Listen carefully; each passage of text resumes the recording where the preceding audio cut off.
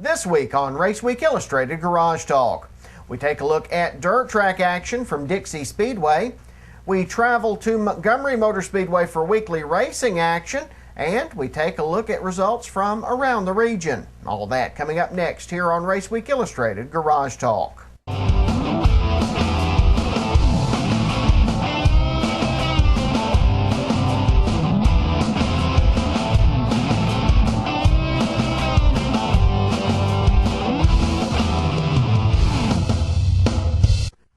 Hi folks, welcome to Raceweek Illustrated Garage Talk. I'm Brandon Reed. Glad to have you with us. We've got a lot of racing action to bring to you this week, so let's get straight to today's headlines. Jody Knowles dominated in super late models to score the win at Dixie Speedway in Woodstock, Georgia. Mark Day takes advantage of bad luck by Sterling Marlin to score the pro late model feature win at Nashville. Dennis Hale and Glenn Morris split a late model doubleheader at Sanoa Raceway, and rain washes out several races around the region again this week. For more on these and other stories, visit us online at RaceweekIllustrated.com. Our lead story: it was a night of hot action as the rain stayed away and allowed race fans to see a full night of dirt track racing at the famed Dixie Speedway. Our cameras were there. After facing a couple of weeks of rain, waterlogged fans were out en masse Saturday night at Dixie Speedway in Woodstock, Georgia, and they were not to go home disappointed. The night opened with action in the Econo Bombers, where Gooch Spriggs jumped out to the early lead, David Burtz in second and Rob Johnson in third. Lap 3, Kyle Beaver spins in turn 2, with two other cars getting caught up to bring out the first caution of the night. Spriggs jumps back out to the lead, but he won't hold it long as Johnson is on the charge. Johnson first moves to second, then charges around Spriggs to pick up the lead on lap 5. Back behind him, Shane Smith moves to second, while Spriggs slides back to third. Smith was on the move now, and 5 laps later, he powers his way around Johnson off turn 2 to pick up the lead. Back behind the leaders, 3 cars fight for third, with Dan Meadows coming away with the position. Up front, it's all Shane Smith as he scores the victory. Johnson finishes in second, followed by Meadows in third, David Burtz in fourth, and Spriggs in fifth. The Super Bombers were up next, with Richard Bagby jumping out to the early lead, while Andy Morris moved to second. But before they could get one lap in, Austin Phillips saw his night end with a blown engine in turn 2. That meant the feature would see a complete restart. On the drop of the green, Bagby would muscle his way past Morris for the top spot, with Randall Powell moving to third. Lap 2, the caution flies again when Doug Ellis spins in turn 4. On the restart, Bagby jumps back out front, with Morris and Powell fighting for second. Powell would come away with the position. Caution flew again on lap 5 when Terry Vollrath spun in turn 4. Back under green, Bagby jumps back out front. Behind him, Powell and Kirk Atkins go at it for second. Powell will hold him off.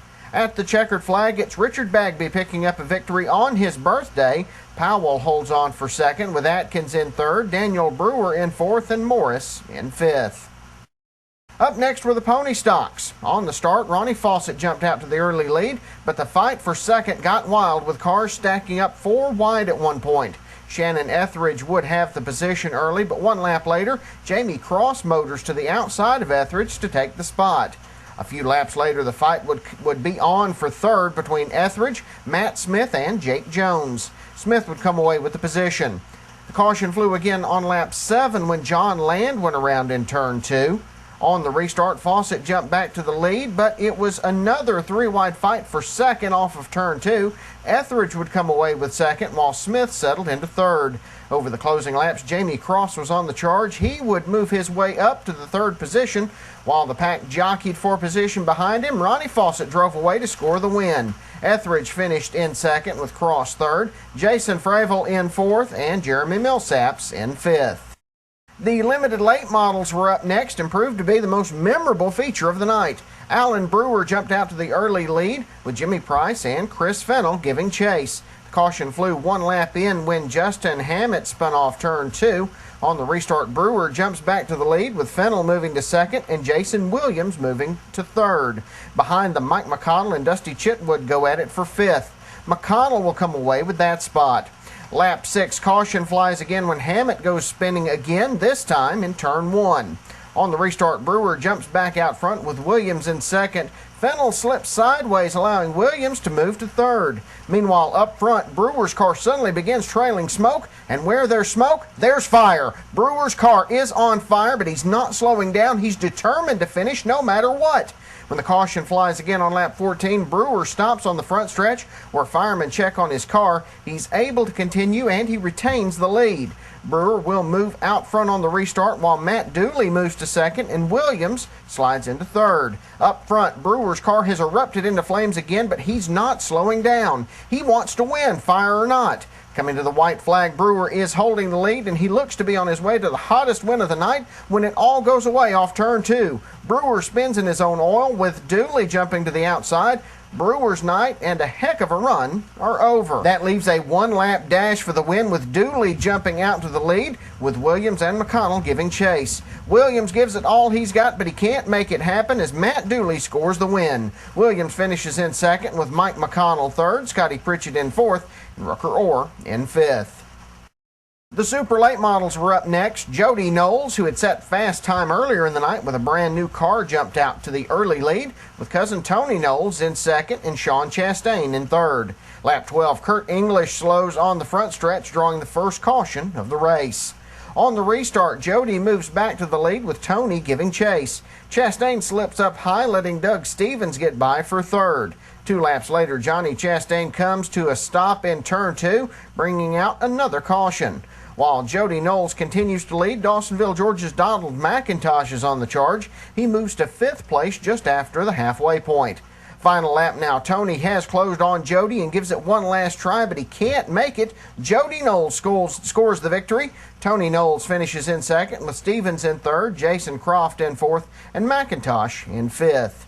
8 late models took to the track next as the field stacked up 3 wide on the drop of the green. Dustin Rogers jumped out to the early lead with Justin Shipley and Zach Pilcher giving chase. A spin in turn 4 brings out the first caution. The second caution came out on the restart when several cars tangled in turn 4, including Steve Schofield, Blake Smith, Matty Crane, and Evan Bell.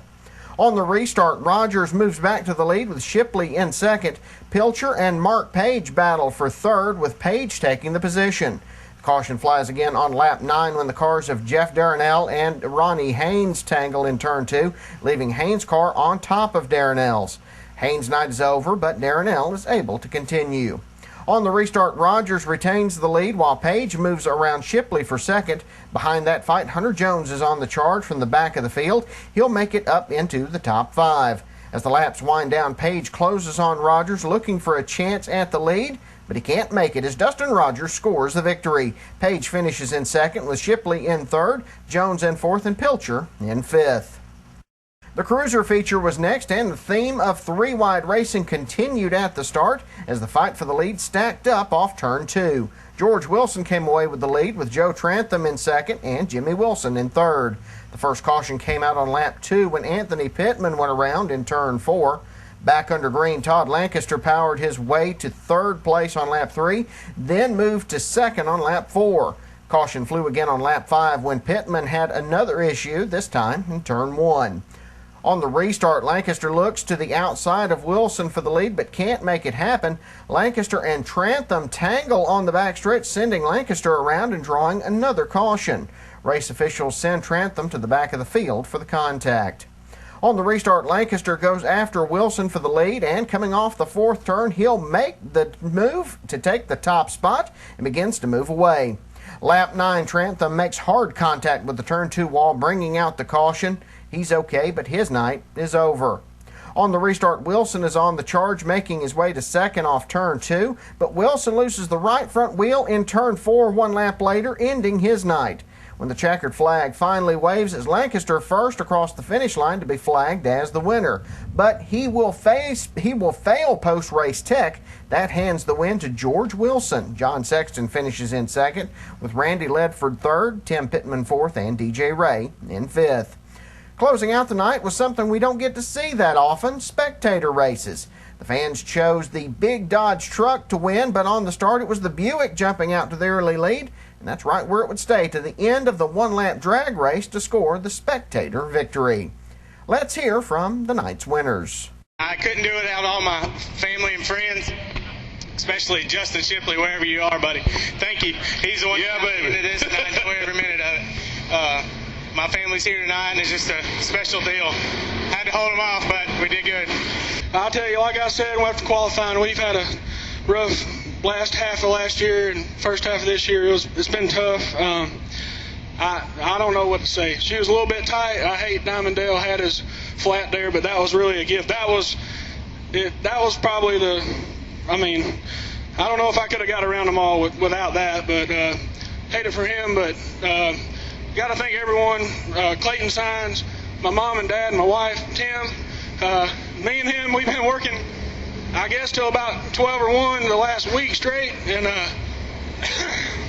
it feels good to be back here. Man, I don't know what to say. I hate it for Alan. He had a car to beat tonight, and I just looked up there, and I can't thank God enough for everything he does for me and everybody here. And my uncle, Scott Thought Machine, my parents, just everybody's helped me get here, man. It means a lot. I've never won on my birthday. I want to thank the good Lord for allowing me to do this every weekend, week in, week out. Thanks all my people that help me. All my sponsors, Neighborhood Auto Center, Bishop Race Engines for all that awesome power. Thank you. We've got to take a quick break. When we come back, we'll head over to Montgomery Motor Speedway for a look at weekly racing action. You're watching Raceweek Illustrated Garage Talk. We'll be right back.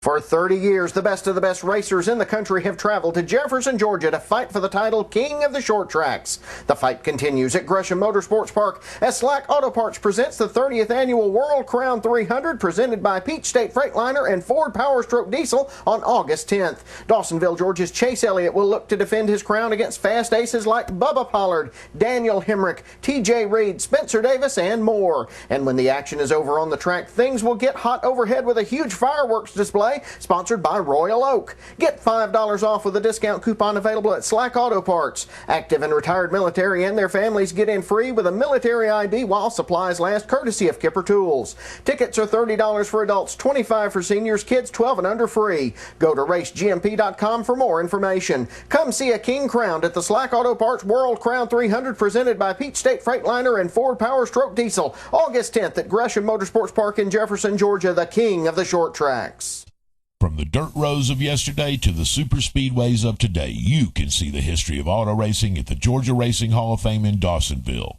See the beginnings of modern stock car racing, from the moonshiners to today's young guns. See the cars the legends drove. Take a walk through the Hall of Fame and visit the Elliott Family Room, where Dawsonville legend Bill Elliott's trophies are on display. All that's waiting for you at the Georgia Racing Hall of Fame, 7 days a week at 415 Highway 53 East in Dawsonville. Whether you're visiting the area or this is your home, for family fun, make your plans now. Head to Phonopolis Family Fun Center. Go-karts, bumper boats, bumper cars, water wars, mini golf, inflatables, spider zone and climbing wall, laser tag, mini bowling, a huge snack bar, and tons of great video games. The kids will have a blast, and so will you. Don't forget, with advanced reservations, Phonopolis has lots of group packages available, and they'll host your birthday parties too. Phonopolis Family Fun Center, Highway 441, Banks Crossing, Commerce. Are you temporarily short of cash and you need to keep the bills paid? Or maybe you just need a little extra until your tax refund comes in? I have the answer for you. MoneyMax Title Pawn. With a clear title to your car, you can be in and out of MoneyMax in a matter of minutes. And no credit check ever.